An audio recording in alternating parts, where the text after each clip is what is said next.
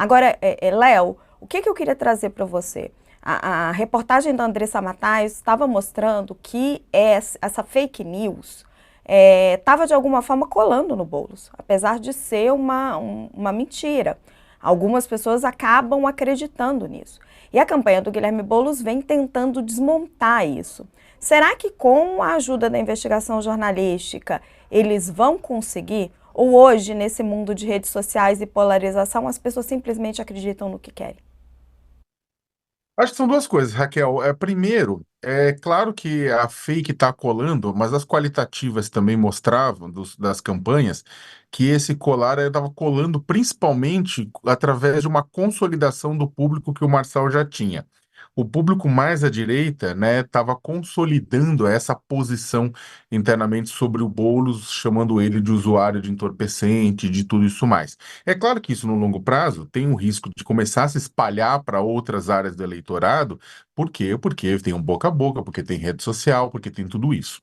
Né? Então, o que acontece? Por enquanto, isso cola junto a um público que está querendo que isso cole, na verdade. Né? Então, essa é a parte que as quais estavam até apontando. Né? Inclusive, é interessante que as quais os candidatos mostram que quando as pessoas assistem vídeos do Marçal, elas têm uma percepção sobre o Marçal, os vídeos dos debates. Quando assiste o debate inteiro, eles deploram o comportamento do Marçal, né? Então isso é interessantíssimo, porque hoje em dia quase ninguém assiste o debate inteiro, tirando o debate da Globo ou talvez da Record, que são os maiores, né?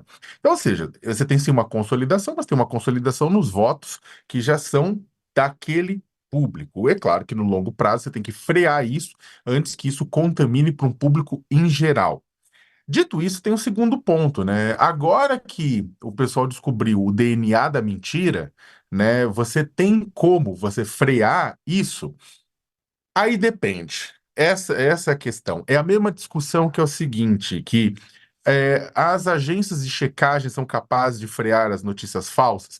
As agências de checagem fazem um trabalho importantíssimo, um trabalho civilizatório e merecem todo o nosso respeito. Agora, é claro que mentiras vão muito mais longe, os processos que fazem com que mentiras vão adiante, eles vão muito mais longe do que do que o desmentido. Né? Então a pergunta é, com o Pablo Marçal continuando bombando isso nas redes, o quanto isso vai continuar indo? Ou ele pode usar deepfake, ele pode usar montagem, ele pode usar e falar que a mentira é a matéria da Folha e a verdade é aquela coisa fabricada que ele tem na mão. E aí a gente chega, no final das contas, né, à terceira coisa que é o mais complicado de tudo.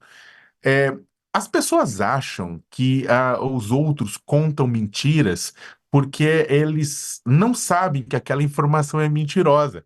E a gente que estuda notícias falsas, a gente que estuda o sistema de divulgação de desinformação, pode falar categoricamente que isso não é verdade. As pessoas, muitas vezes, numa campanha eleitoral ou num contexto de grave embate político, de pesado embate político, muitas vezes elas sabem que aquele conteúdo que elas têm nas mãos é mentiroso. Mas elas difundem esse conteúdo mesmo assim, porque elas sabem que isso funciona como uma arma numa guerra que elas estão travando de vida e morte contra alguém de um outro campo político. Aquela frase, eu sei que é mentira, mas é contra meu inimigo, e vou usar mesmo assim. Então tem isso também, né? A partir do momento que isso cai, isso vai ser difundido, se isso chegar nas pessoas, mesmo que isso chegue, tem uma parcela significativa que eu ia falar, tô nem aí, é contra o Boulos, eu vou usar.